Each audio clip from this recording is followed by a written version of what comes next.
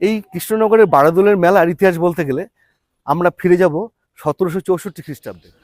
আপনারা দেখেই নিশ্চয়ই বুঝতে পারছেন আমি আজ কোথায় দাঁড়িয়ে রয়েছি।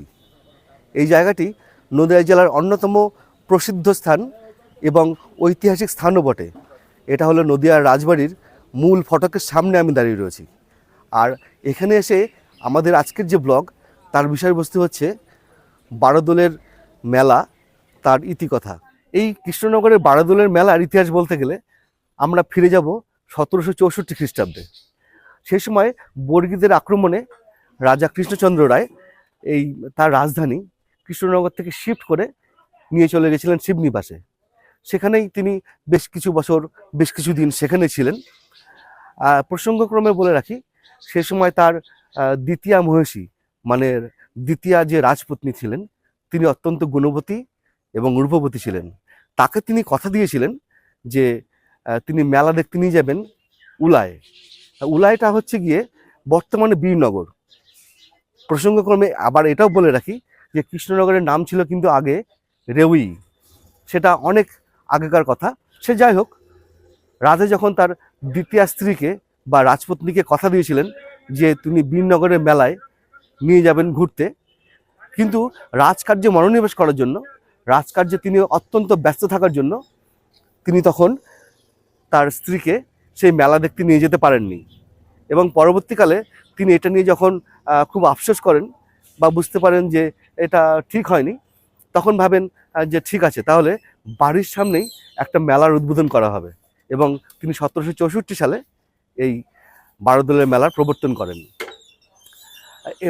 তার অত্যন্ত পৃষ্ঠপোষক কবি রায়গুণাকর ভারতচন্দ্রের অন্নদামঙ্গল কাব্যে কিন্তু কবি এই রাজা কৃষ্ণচন্দ্রকে নিয়ে অনেক কিছু উল্লেখ করেছেন, কিন্তু সেখানে কোথাও বারোদোলের মেলায় উল্লেখ নেই। এটা থেকে স্পষ্ট করেই মনে হয় বা বোঝা যায় যে 1752 সালে যখন অন্নদামঙ্গল প্রকাশিত হয় তখন কিন্তু বারোদোলের মেলা ছিল না। তার মানে এটা 1764 সালেই এই বারোদোলের মেলার প্রবর্তন হয়েছিল। এবার প্রশ্ন হচ্ছে যে মেলার নাম বারোদোল কেন? জনশ্রুতি আছে যে দোল পূর্ণিমার 12 দিন পর এই মেলার প্রবর্তন হয়, তাই নাম এর বারোদোলের মেলা। কিন্তু এই জনশ্রুতি হয়তো বা ঠিক নয়, বরং এর থেকে অনেক বেশি যুক্তিপূর্ণ আর একটা তথ্য আছে। সেটা হচ্ছে এই রাজপরিবারের যে কুল বিগ্রহ বড়নারায়ণ, তার পূজা করা হতো। সেই পূজার সময় তার রাজত্বকালের বিভিন্ন এলাকা থেকে 12টি কৃষ্ণ বিগ্রহ এনে এই বড়নারায়ণের সঙ্গে পুজো দেওয়া হতো।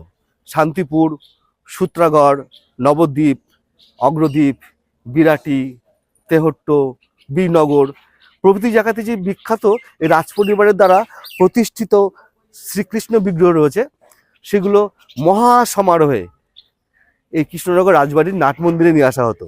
এবং সেখানে এই যে রাজপরিবারের কুলদেব বড়নারায়ণ, তার সঙ্গে একসঙ্গে পূজা অর্চনা করা হতো। এই পূজা অর্চনার একটা ইতিহাস রয়েছে। এই পূজা অর্চনা হতো 3 দিন। প্রথম দিন হতো রাজবেশে, অর্থাৎ বিগ্রহগুলিকে স্বর্ণ অলঙ্কার পরিয়ে সুন্দরভাবে রাজার মতো করে সাজিয়ে মহা সমারোহে তার পূজা হতো। এবং দ্বিতীয় দিন হতো ফুল বেশে।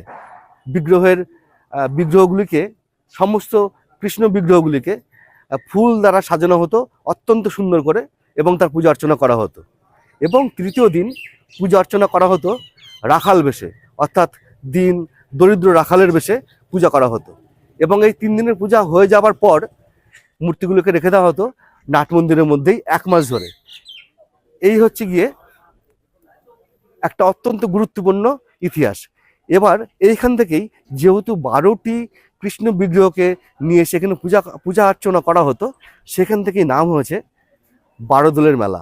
বন্ধুরা, আপনারা তাহলে এই বারোদোলের মেলার সুদীর্ঘ 261 বছর, মানে বাংলার অত্যন্ত প্রাচীন, নদিয়া জেলার তো বটেই, এবং বাংলার অত্যন্ত প্রাচীন যে মেলা, ঐতিহ্য সম্পন্ন যে মেলা, সেই মেলার ইতিহাস আপনাদেরকে আমি বললাম। কেমন লাগলো জানাবেন। আর আপনাদের সঙ্গে দেখা হবে আবার অন্য কোনো ভিডিওতে, অন্য কোনো স্থানে। ভালো থাকবেন।